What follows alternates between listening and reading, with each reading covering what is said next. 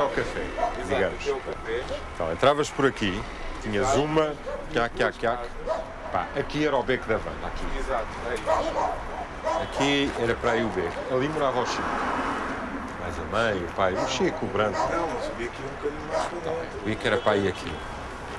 Pronto, imagina que Sim, aqui sim. estava a porta. Eu acho que a casa da Vanda é para aí aqui. Exato. Estava a E o dizer Chico que era é que aqui. estava ali ao lado dela. Pois. O Chico estava ao lado. E a casa onde está agora o caminhão era a casa da Dona Anitta. Exatamente. E era a casa do Gente. Aqui. Pá, era para aqui, sim. Lá o quintal dela devia ser para ali. Exato. C'était ici.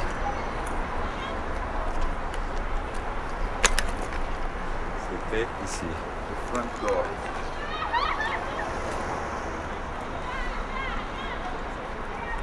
La chambre de Vanda Hésite était, moi je suis presque sûr c'était ici. Et la chambre elle faisait un peu, je sais pas, 2 mètres carrés. Voilà. 2 non, 3, loin de là. Là. Un peu comme ça.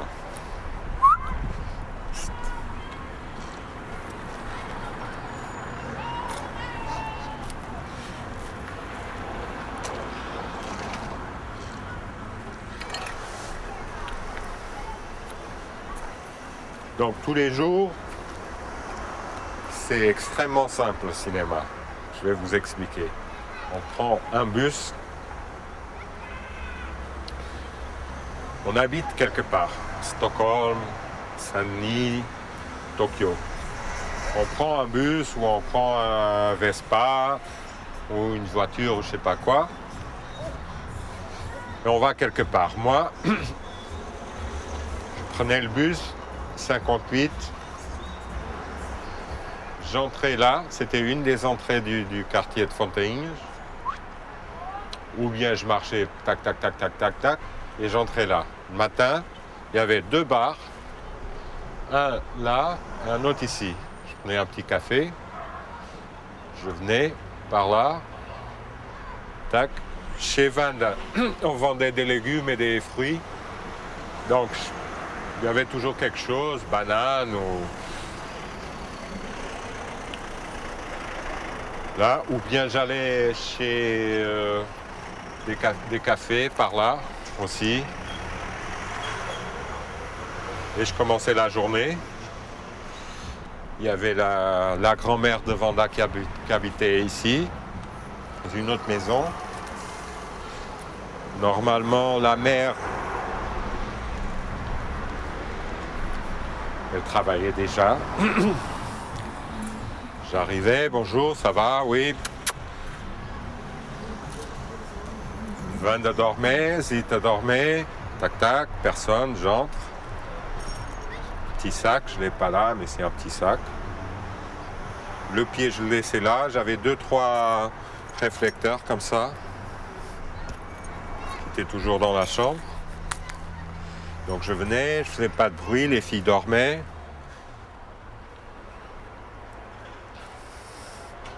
C'était très excitant parce que une chambre avec 2 filles, hein. Je préparais mes trucs, genre cassettes, je sais pas, la perche, tout ça. Je préparais des trucs. Et si elle se réveillait, je tournais un peu ce qui se passait. Si elle n'était pas réveillée, je prenais la caméra, je sortais. Et j'allais chez Pang, qui habitait là, avec un autre qui s'appelait Paulo Béquille, qui avait des béquilles. S'ils n'étaient pas là, parce que Paul il faisait un peu sa tournée des vieilles, comme il dit, et Pang ou garer des voitures à Coulombe, qui est un gros shopping, ben, j'allais par là, au centre, et j'étais avec ma caméra, je faisais simplement, j'attendais que je filmais, quelqu'un venait me parler, je revenais chez les filles. Enfin, il y avait je tournais que d'ici, tu vois, donc il y avait pas beaucoup de possibilités, donc je faisais pas trop de rêves, c'est-à-dire. Et en même temps, c'était bien. Je me sentais bien, je sentais que je forçais pas, que je violais pas. On me faisait sentir que j'étais pas violeur, ni Vanda dans sa chambre, ni Ping dans sa maison, ni personne dans le quartier. Donc je continuais, donc ça me donnait un peu de force. Et je dis pas que les gens du quartier aiment les films que je fais, hein. Mais il y a un respect total, complet entre nous. De toute façon, il y avait aussi plein de gens que j'aimais pas à Fontaine. C'est comme partout, hein. C'est pas.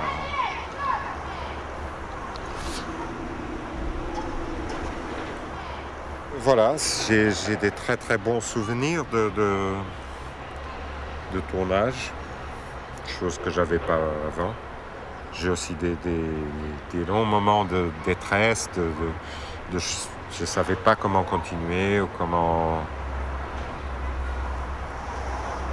vraiment construire le film avec Vanda ici, Pingou là-bas et Becky dans un autre lieu, et les histoires, comment j'allais procéder. Et j'avais une masse énorme de matière, de choses filmées, donc je ne savais pas comment. J'avais un peu peur de tout ça.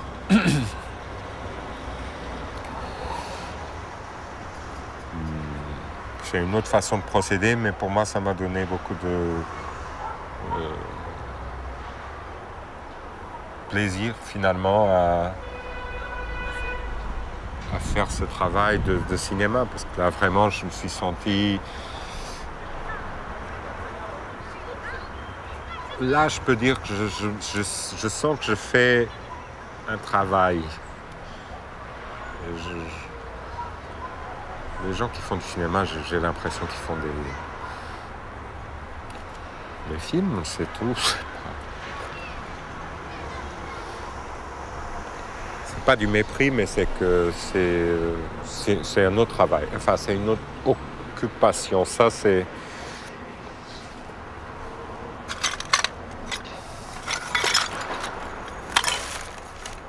Je travaille tous les jours de l'année. Enfin, il n'y a pas beaucoup de cinéastes qui font ça.